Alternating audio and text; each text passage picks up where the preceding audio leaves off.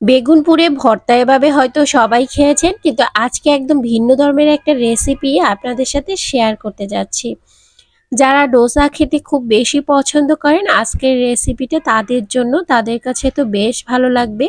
আর এই বেগুনটা পোড়ার আগে কিন্তু এর ভিতরে কিছু রসুন আর কাঁচামরিচ আমি একটু কেটে ঢুকিয়ে দিয়েছিলাম।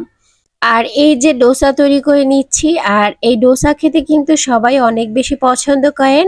আর এভাবে যদি ডোসাটা একটু তৈরি করে নেন, তাহলে এর স্বাদটা কিন্তু অনেকটা বেড়ে যায়। তো কিভাবে আজকে রেসিপিটা তৈরি করলাম সেটাই আজকে আপনাদের সাথে শেয়ার করতে যাচ্ছি।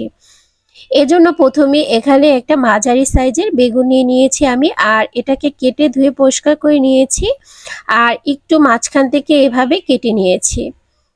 অনেক সময় দেখা যায় আমরা ভর্তা বানালে কাঙ্ক্ষিত সেই রেজাল্টটা পাই না, মানে সেরকম ভালো লাগে না। কিন্তু এভাবে একবার হলেও ভর্তাটা বানিয়ে খেয়ে দেখবেন, অনেক মজা হয়ে থাকে। কিছু রসুনের কোয়া আমি ভিতরে ঢুকিয়ে দিয়েছি, আর হচ্ছে কিছু কাঁচামরিচ দিয়ে দিচ্ছি। চুলার আঁচে আস্তে আস্তে কিন্তু এগুলোও পুড়ে যাবে, আর তখনই কিন্তু ভর্তাটা খেতে দারুণ লাগবে।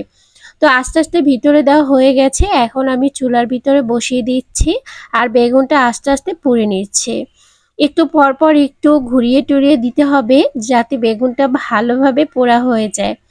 আর আমাদের তো আসলে চুলার ভিতরে পোড়ার কোনো অপশন নেই, গ্যাসের চুলায় এভাবেই পোড়াতে হবে। আর এভাবে পোড়ালেও যে খুব একটা খারাপ লাগে সেটা কিন্তু না, বেগুনটা এভাবে পুড়ে ভর্তা করলেও কিন্তু দারুণ লাগে। তো আমার বেগুনটা প্রায় পোড়া হয়ে গেছে, এখন আমি তুলে নিচ্ছি। আর এখানে ডোসা তৈরি করার জন্য আমি একটু চাল আর হচ্ছে ডাল ভিজিয়ে রেখেছিলাম সারা রাত্র। আপনারা কিন্তু ৫-৬ ঘন্টাও ভিজিয়ে রাখতে পারেন। আমি পোলার চালটা ভিজিয়ে রেখেছি, আপনারা ভাতের চাল দিয়েও করতে পারেন। এখন সামান্য একটু পানি দিয়ে এটাকে ব্লেন্ড করে একটা মিশ্রণ তৈরি করে নিচ্ছি। আর আপনারা যদি চান ডালটা অ্যাভয়েড করতে পারেন, আমার কাছে ডাল দিয়ে তৈরি করলে বেশ ভালো লাগে। তো এই যে আমার মিশ্রণটা একদমই তৈরি হয়ে গেছে, আর আমি একটা পাত্রে ঢেলে নিচ্ছি। আমি আজকে ২ জন মানুষের জন্য ডোসা তৈরি করব, তাই অল্প তৈরি করব। আপনারা পরিমাণ একটু বাড়িয়ে কমিয়ে নিতে পারেন। তো ডোসাটা রেস্টে রেখে দিতে হবে ১ থেকে ২ ঘন্টার জন্য। আর ১ থেকে ২ ঘন্টা পর দেখতে পাচ্ছেন এটা ঘন হয়ে গেছে। সামান্য পানি দিয়ে আমি এটা একটু গুলে নিচ্ছি, আর সামান্য লবণ দিয়ে দিচ্ছি। শুধু লবণ দিয়ে গুলিয়ে নিব, আজকে আর কোনো মশলা ইউজ করব না। আর বেগুন ভর্তাটা তৈরি করার জন্য এখানে শুকনো মরিচ আমি একটু ভেজে নিয়েছি, আর কিছু পেঁয়াজ কুচি আর ধনিয়া পাতা দিয়ে লবণ দিয়ে আমি ভালো করে মথে নিচ্ছি। আর এই ভর্তাটা খেতে কিন্তু দারুণ মজা। আজকে এই ভর্তাটার টেস্টটা বাড়ানোর জন্য আমি এখানে একটু আচারের তেল ইউজ করছি। সরিষার যে তেলটা থাকে আচারে, সেটা। কিছুটা মরিচের ভর্তা আমি উঠিয়ে রেখেছি, কারণ পুরোটা দিলে ঝাল হয়ে যাবে।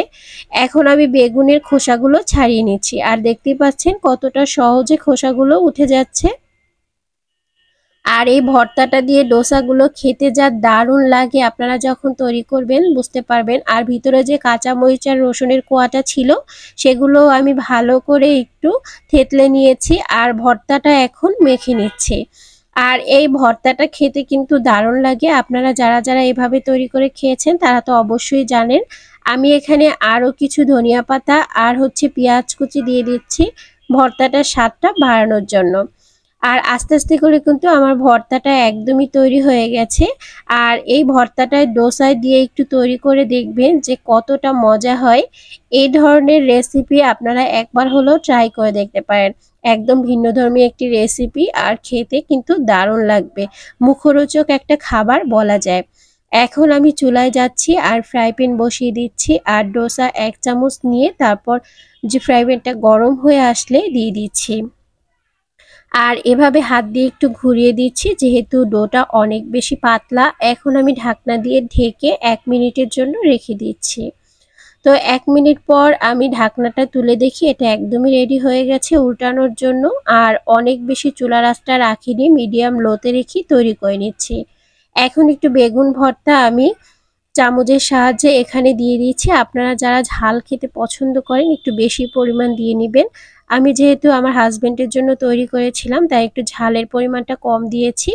ভর্তায় প্রচুর ঝাল ছিল, আর ঝাল না হলে কিন্তু এই পিঠাটা খেতে একদমই ভালো লাগে না। তো একটা তৈরি হয়ে গেছে, আমি আপনাদের সুবিধার্থে আরও একটা তৈরি করে দেখাচ্ছি। আর এইগুলো তৈরি করা তো একদমই সহজ। আমরা সবাই এটা তৈরি করতে পারি। তো যারা যারা এখনো এটা ট্রাই করেননি অবশ্যই বাসায় ট্রাই করবেন আর আমার সাথে শেয়ার করতে কিন্তু ভুলবেন না যে কেমন হয়েছিল। তো আমি আরো একটা তৈরি করে নিচ্ছি আর হালকা করে ভর্তা দিয়ে দিচ্ছি আর এটা তৈরি হয়ে গেছে। সকালে কিংবা বিকেলে নাস্তা হিসেবে এটা বেস্ট একটা নাস্তা হতে পারে, যেটা সবাই অনেক বেশি পছন্দ করবে। সার্ভ করে নিয়েছি আর 2 টাইপের ভর্তা দিয়ে দিচ্ছি। তো কেমন লেগেছে আজকের রেসিপি অবশ্যই কমেন্ট সেকশনে জানাবেন। ভালো লাগলে লাইক শেয়ার কমেন্ট করবেন। তো আজ এই পর্যন্তই, নেক্সট ভিডিও দেখার আমন্ত্রণ জানিয়ে আল্লাহ হাফেজ।